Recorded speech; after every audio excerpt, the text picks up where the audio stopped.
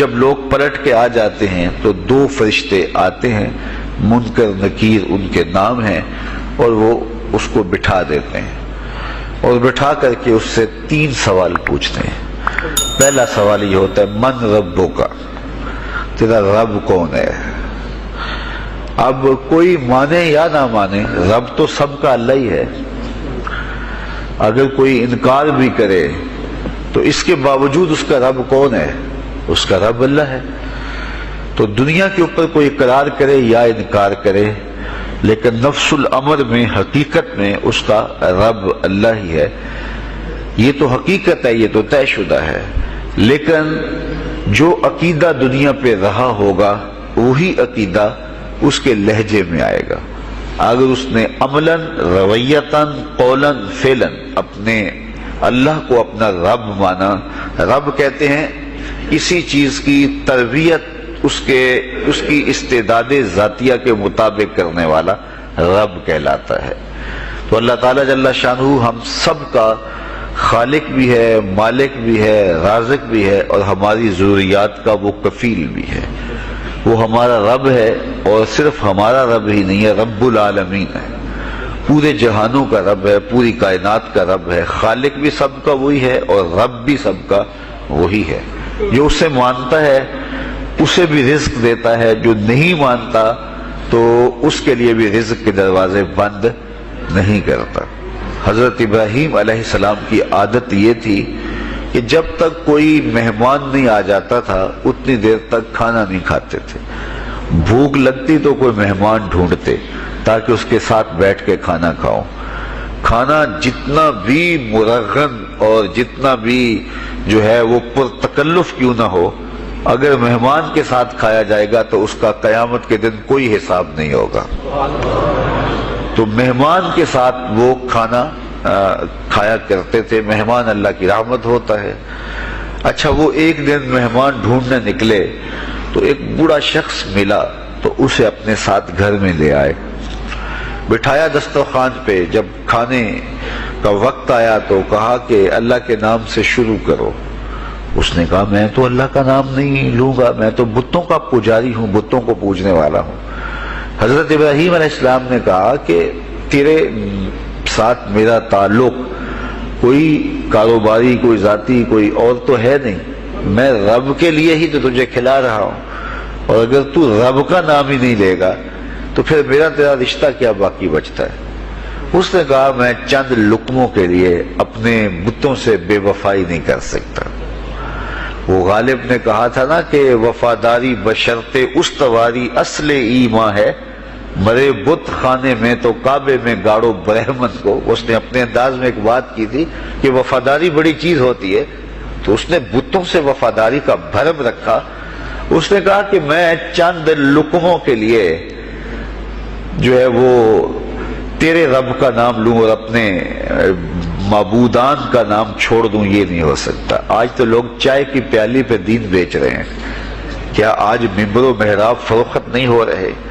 لیکن اس بوڑھے شخص نے کہا کہ میں چند لقموں کے لیے، چند ٹکڑوں کے لیے میں اپنے بتوں سے بے وفائی نہیں کر سکتا۔ حضرت ابراہیم نے کہا تو اگر بتوں کے ساتھ اتنی محبت رکھتا ہے تو پھر میں بھی رب کے نام کے علاوہ تجھے دینے پہ آمادہ نہیں ہوں۔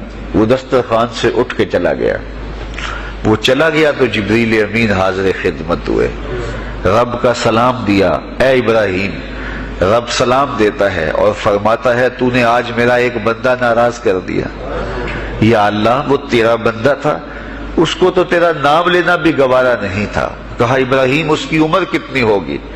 یا اللہ 80 سال کے قریب ہوگی۔ کہا اتنا عرصہ ہو گیا میں اس کو رزق دے رہا ہوں، تو ایک دن نہیں کھلا سکا۔ اب ابراہیم علیہ السلام اس کو ڈھونڈنے نکلے ہیں۔ وہ کسی پہاڑ پہ چڑھ رہا تھا، دور سے آواز دیو میاں آ جاؤ، کھانا ٹھنڈا ہو رہا ہے۔ اس نے کہا تم تو بڑے سخت تھے، لہجے میں، رویے میں تبدیلی کیسے آ گئی؟ کہا کہ اسی رب کا پیغام آیا ہے کہ مجھے اتنا عرصہ ہوا اسے کھلاتے ہوئے، وہ مجھے نہیں بھی مانتا تھا، پھر بھی میں اس کی ضروریات کو پورا کرتا رہا ہوں، اور تم ایک دن نہیں دے سکے؟ تو آؤ کھانا ٹھنڈا ہو رہا ہے۔ کہا تیرے رب کا نام نہیں لوں گا۔ کہا نہ لینا۔ کہا اتنی تبدیلی، کہا اسی رب کا سندیش آیا ہے، اسی رب کا پیغام آیا ہے۔ کہا پھر کھانا بعد میں کھاؤں گا، پہلے اپنے رب کا مجھے غلام بنا لے۔ تو کوئی مانے اس کو بھی دیتا ہے، کوئی نہ مانے اس کو بھی دیتا ہے، بلکہ دنیا کے اوپر کافروں کو زیادہ دیتا ہے۔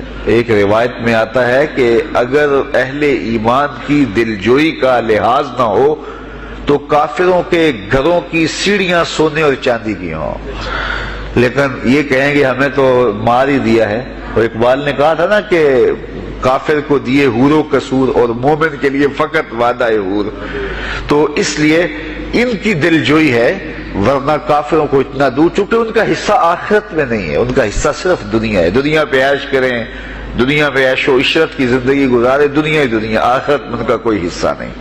اور مومن کا آخرت میں حصہ ہے، اور دنیا کے اوپر جو تکلیفیں آتی ہیں ان تکلیفوں کا بدلہ اس کو قیامت کے دن دیا جائے گا۔ بلکہ صحیح حدیث میں آتا ہے کہ جب اہل بلا کو ان پر آنے والی مصیبتوں کا صلہ دیا جائے گا تو لوگ آرزو کریں گے کاش ہمارے بدن کو لوہے کی کینچیوں سے کاٹ دیا ہوتا، اور دنیا کے اوپر ہمیں بھی تکلیفیں، اذیتیں، آلام و مصائب آئے ہوتے۔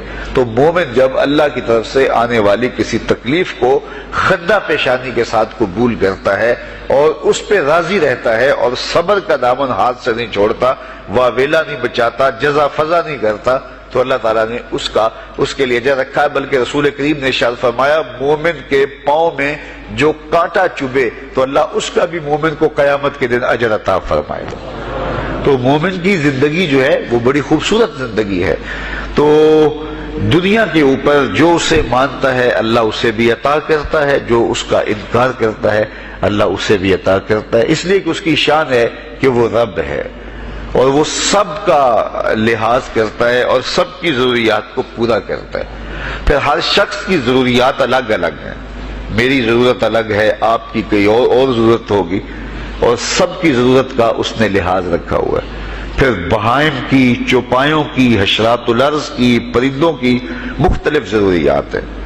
اڑنے والوں پرندوں کی ضروریات الگ ہے، پانی کے جانوروں کی ضروریات الگ ہیں، اس طرح حشرات الارض کی ضروریات الگ ہیں اور درندوں کی ضروریات الگ ہیں۔ یہاں تو ہم ایک آدھ کلو گوشت ہو تو گھر کے سارے افراد اس سے گزارا کر لیتے ہیں، لیکن شیر کو اور چیتے کو جو ہے وہ منوں کے حساب سے روزانہ چاہیے، رب ان کو روزانہ فراہم کرتا ہے۔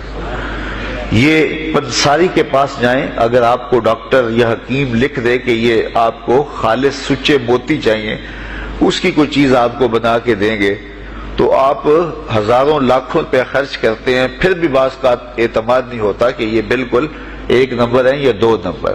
تو رتی ماشی اور تولوں کے اندر آپ ان کو خریدتے ہیں اور وہ بھی آپ کو گمان ہوتا ہے کہ پتہ نہیں خالص ہیں یا ناخالص، لیکن دنیا کے اوپر لاکھوں کروڑوں پرندے پائے جاتے ہیں، جانور پائے جاتے ہیں، ہنس، اور وہ کھاتا ہی سچے موتی ہے۔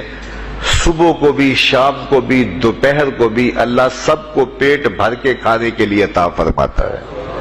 تو جس کی جو ضرورت ہے وہ رب ہے، اس ضرورت کو پورا کرتا ہے۔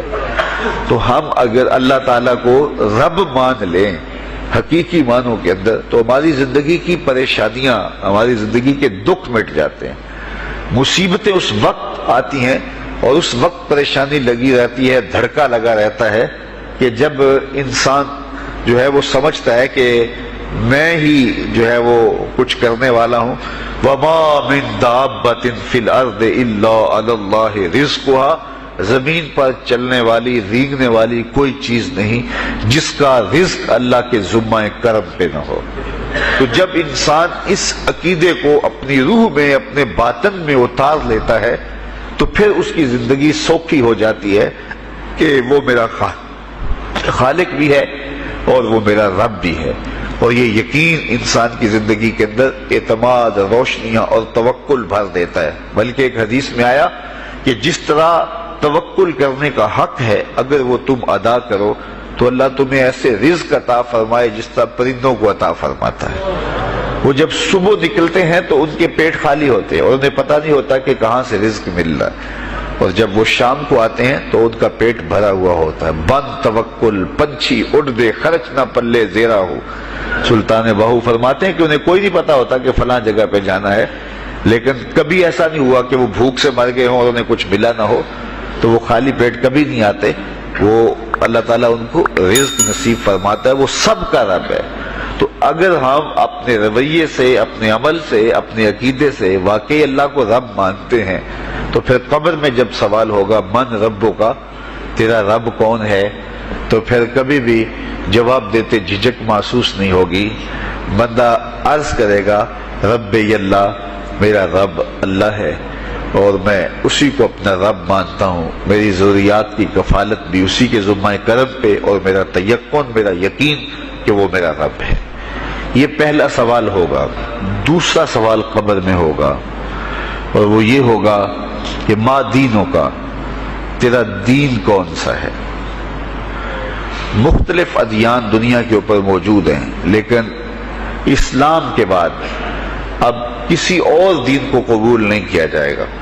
ارشاد فرمایا کہ اللہ تعالیٰ اسلام کے علاوہ کسی اور دین کو قبول نہیں کرے گا. تو یہ اگر میں اپنے عمل سے، اپنے رویے سے، اپنے طرز زندگی سے، اپنے انداز معاشرت سے اسلام کو اپنے اوپر غالب کر لیا، تو پھر قبر میں جواب دیتے ہوئے کوئی جھجک محسوس نہیں ہوگی. بندہ عرض کرے گا کہ دینی الاسلام، میرا دین اسلام ہے، میرا طرز زندگی، میرا انداز معاشرت، میرا سبھی کچھ اسلام کی مطابقت میں تھا، اور میں اسی کو اپنا دین مانتا ہوں. صرف زبان سے نہیں، اپنے رویے سے بھی، اپنے طرز زندگی سے بھی، اپنے انداز معاشرت سے بھی. تو یہ جو ہم اسلام کے دائرے میں داخل ہوتے ہیں اور ہم اپنے دین کو اسلام قرار دیتے ہیں، تو دین انسان کی زندگی کے تمام شعبوں پر حاوی ہوتا ہے، اور اس کا طرز زندگی، اس کا انداز معاشرت اس کی مطابقت میں ہونا چاہیے. تو قبر میں یہ سوال پوچھا جائے گا کہ تیرا دین کیا ہے، باوجود کہ اللہ تعالیٰ جل شانہ کو پتہ ہے کہ اس کا دین کیا تھا، اللہ کو پتہ ہے کہ یہ کس کو رب مانتا تھا، لیکن قبر میں یہ سارا سلسلہ ہوگا. اور صحیح احادیث کے اندر ان سوالوں کا تذکر آیا ہے کہ یہ سوال پوچھے جائیں گے کہ تیرا دین کیا ہے. اب اس نے اگر اپنا طرز زندگی، اپنا انداز معاشرت اسلام کی مطابقت میں رکھا ہوگا، اور دین کو اس نے دین سمجھا ہوگا، اسلام کو ہی اپنا دین عملاً، رویتاً، ہر خوشی غمی کے موقع پہ اس نے اسلام کو ہی ترجیح دی ہوگی، تو پھر اس کو کوئی جھجک نہیں ہوگی جواب دیتے ہوئے کہ میرا دین اسلام ہے. میرے شب و روز، میری زندگی کے نشیب و فراز، میری زندگی کی ہر گوشہ جو ہے وہ اسلام کی مطابقت میں گزرتا تھا. تو پھر وہ سیدھا سیدھا جواب دے گا دینی الاسلام. اس لیے ہمیں اس سوال کی تیاری بھی کرنی چاہیے کہ ہماری نجی زندگی ہو یا ہماری اجتماعی زندگی ہو، ہماری گھریلو زندگی ہو یا ہماری معاشرتی زندگی ہو، ہماری ذاتی زندگی ہو یا ہماری سیاسی زندگی ہو، ہماری جس طرح کی بھی زندگی کے جو بھی شعبہ جات ہیں، سب میں ہم دین کو غالب کریں. ہم صرف مسلح کے مسلمان نہ بنیں کہ 5 نمازیں پڑھ لیں اور ہم کہتے ہیں مسلمان ہیں، روزے رکھ لیے، تراویح پڑھ لی، اور ہم نے جو ہے وہ زکوٰۃ دے دی اور حج کر لیا، تو اس سے ہم مطمئن ہو گئے کہ ہم مسلمان ہیں. اسلام ایک مکمل اور اکمل اور کامل ضابطۂ حیات ہے. اپنے ماننے والوں کو زندگی گزارنے کا پورا اسلوب اور مکمل کامل رہنمائی دیتا ہے. ہم نے ہمسایوں کے ساتھ سلوک کیسے کرنا ہے، یہ ہمیں اسلام بتاتا ہے. ہم نے بیوی کے ساتھ سلوک کیا کرنا ہے، یہ ہمیں اسلام بتاتا ہے. اولاد کی تربیت کیسے کرنی ہے، اسلام کی واضح تعلیمات ہیں. ہم نے سفر کرنا ہے تو انداز سفر کیا ہونا چاہیے، اسلام نے ہمیں بتایا. کاروبار کرنا ہے تو ہم جو ہے وہ کیا کاروبار کو مارکیٹ سے سیکھیں گے یا اللہ اس کے رسول سے سیکھیں گے، تو ہمیں اللہ اس کے رسول نے واضح 2 ٹوک اور سیدھے سیدھے احکام دیے ہیں کہ تم جب کاروبار کرو تو تم جو ہے وہ اس انداز کے ساتھ کاروبار کرو، کم نہیں تولنا، کم نہیں ناپنا، جھوٹی قسم نہیں کھانی، سود نہیں لینا. تو یہ ساری چیزیں ملاوٹ نہیں کرنا، ایک ایک چیز جو ہے وہ اسلام نے ہمیں فراہم کی ہوئی ہے. تو پورا دین جو ہے جب ہم اختیار کریں گے، ہمارے رویے، ہمارا طرز زندگی، ہمارا انداز معاشرت جب دین اسلام کے مطابق ہوگا تو قبر میں اس سوال کا جواب دینا ہمارے لیے کوئی مشکل نہیں ہوگا۔ اور اگر ہمارا طرز زندگی کچھ اور طرح کا ہوگا تو کیا صرف یہ کہہ دے کہ ہم مسلمان ہیں؟ یہ تو پھر ایک کافر بھی کہہ سکتا ہے کہ میرا دین اسلام ہے، ایک منافق بھی کہہ سکتا ہے کہ میرا دین اسلام ہے، لیکن ایسا نہیں ہوگا۔ جو ہماری کیفیت قلب ہوگی قبر میں اس کا جواب اس کی مطابقت میں آئے گا۔ وہاں یہ دنیا کے معاملے یا دنیا کی یادداشتیں نہیں ہوگی، وہاں کیفیت قلب کے مطابق جواب دیا جائے گا۔ یہ کافر جواب نہیں دے سکے گا کہ میرا رب اللہ ہے، کیونکہ وہ عمل سے، رویے سے اس کو اپنا رب نہیں مانتا ہے، تو حقیقتاً تو اس کا رب اللہ ہے، لیکن وہ یہ جواب نہیں دے پائے گا۔ اسی طرح جو شخص اپنے طرز زندگی کے اندر اسلام کو داخل نہیں کر چکا ہے اور اسلام کو اس نے اپنا ہادی رہنما نہیں بنایا ہے، تو وہ قبر میں اس سوال کا جواب کیسے دے سکے گا کہ میرا دین اسلام ہے، چونکہ اس کا رویہ، اس کا طرز زندگی اور اس کا انداز معاشرت ایسا نہیں رہا ہوگا۔ اس لیے ہمیں اپنی زندگی کے شب و روز کو اسلامی تعلیمات کے سانچے میں مکمل اور کامل طور پہ ڈھالنا ہوگا، تاکہ جب قبر میں سوال ہو تو ہم جواب دے سکیں کہ ہمارا دین اسلام ہے۔ تیسرا سوال جس پہ فیصلہ ہو جائے گا، اور اس کے بعد قبر میں یا جنت کا دروازہ کھول دیا جائے گا یا جہنم کی کھڑکی کھول دی جائے گی، وہ سوال تیسرا کیا ہوگا؟ اور وہ سوال بھی عقیدے کا ہے، بلکہ بخاری شریف کی ایک روایت کے مطابق 3 سوال نہیں ہوں گے، ایک ہی سوال ہوگا، اور وہ یہ تیسرا سوال ہوگا۔ فرشتے پھر پوچھیں گے حضور علیہ الصلوۃ والسلام کے روضہ دور سے اور قبر کے درمیان سے پردے ہٹا دیے جائیں گے، اور رسول کریم صلی اللہ علیہ وسلم سامنے ہوں گے، اور فرشتہ حضور کی طرف اشارہ کر کے کہے گا ما کنت تقول فی ھذا الرجل، ان کے بارے میں زندگی میں کیا کہا کرتا تھا۔ یہاں یہ نہیں ہے کہ تو نے کیا کہا تھا یا اب کیا کہتا ہے۔ جب مضارع کے اوپر کانا یا جو ہے وہ کانا کے مشتقات داخل ہوں تو پھر وہ ماضی استمراری کا جو ہے وہ معنی دیتا ہے۔ تو ما کنت تقول کا معنی یہ ہے کہ تو کیا کہا کرتا تھا، تیرا لہجہ کیا تھا، تیری زبان کیا تھی، ان کے بارے میں تیری رائے کیا تھی، تو کیا بولا کرتا تھا، کیا کہا کرتا تھا۔ تو یہ حضور علیہ الصلوۃ والسلام سامنے ہوں گے اور یہ سوال پوچھا جائے گا۔ اب ابو جہل سے پوچھا جائے گا ما کنت تقول فی ھذا الرجل، تو وہ کہے گا ہے ہاتھ لا ادری، ہائے افسوس میں نہیں جانتا یہ ہیں کون۔ ابو لہب سے پوچھا جائے گا، وہ کہے گا ہے ہاتھ لا ادری، ہائے افسوس میں نہیں جانتا یہ کون ہے۔ اچھا جانتا نہیں تو پتھر کس کو مارتا تھا، جانتا نہیں تو گڑے کس کی راہوں میں کھدواتا تھا، جانتا نہیں تو اوجریاں کس کے اوپر ڈلوایا کرتا تھا۔ آنکھیں پھاڑ پھاڑ کے تو ساری زندگی دیکھتا رہا، لیکن آج ابو جہل قبر میں اترا، حضور کی صورت نورانی سامنے ہے، اور پوچھا گیا کہ یہ کون ہے، یہ نورانی چہرے والے کون ہیں؟ تو ابو جہل کہتا ہے ہائے افسوس میں نہیں جانتا یہ کون ہے۔ اچھا جانتا نہیں تو پھر پتھر کس کو مارتا تھا؟ اللہ اکبر۔ اور 14 صدیاں گزرنے کے بعد ایک مومن لحد میں اترتا ہے اور پردے ہٹا دیے جاتے ہیں، اور منکر نکیر سوال کرتے ہیں عامر چیمہ بتا یہ کون ہے؟ وہ کہتا ہے پیچھے ہٹو، پہلے پائے ناز کو بوسہ تو کر لینے دو، میں تو مر کے پہنچا ہوں یہاں اس دل ربا کے واسطے، یہ تو میرے بخت جاگے کہ وہ میری قبر میں آئے۔ وہ کسی شاعر نے کہا نا کہ آئے وہ میرے مزار پہ گھونگھٹ اتار کے، آئے وہ میرے مزار پہ گھونگھٹ اتار کے، مجھ سے تو نصیب اچھے ہوئے میرے مزار کے، یہ تو بخت سنور گئے کہ وہ میری قبر میں آئے۔ شیخ عبدالحق محدث دہلوی علیہ رحمہ لکھتے ہیں کہ جب سے یہ سنا ہے کہ قبر میں حضور آئیں گے، پتہ نہیں موت کہاں مر گئی ہے، جی چاہتا ہے زندہ ہی قبر میں چلے جائیں۔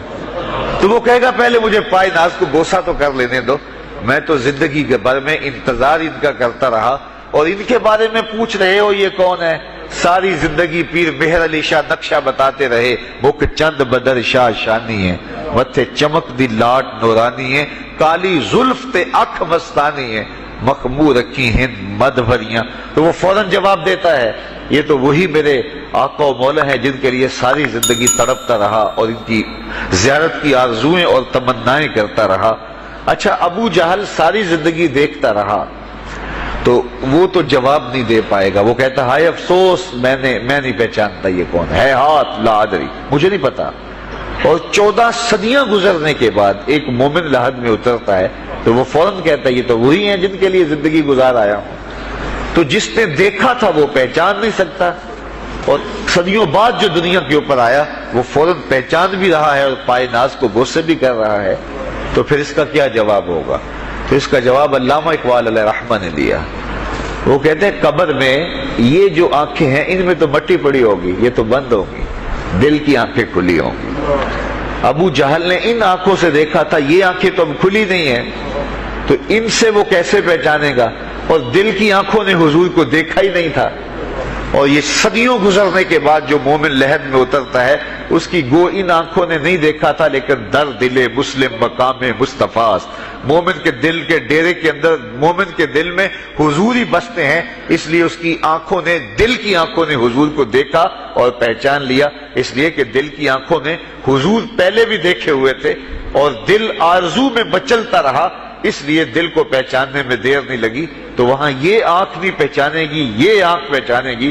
اس لیے اقبال نے دوسرے مقام پہ کہا دل بینا بھی کر طلب خدا سے، کہ آنکھ کا نور دل کا نور نہیں، آنکھ کا نور اور ہے، دل کا نور اور ہے۔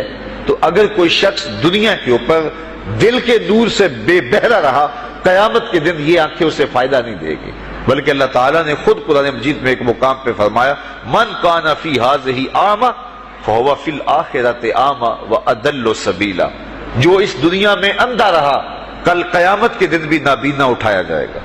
اس سے ان آنکھوں کی بے نوری قطعاً مراد نہیں، کسی مفسر نے نہیں لکھا، بلکہ وہ تو واضح حدیث میں آتا ہے جو دنیا میں ان دو محبوب چیزوں سے آزمایا گیا، اللہ تعالیٰ قیامت کے دن اسے صلہ عطا فرمائے گا۔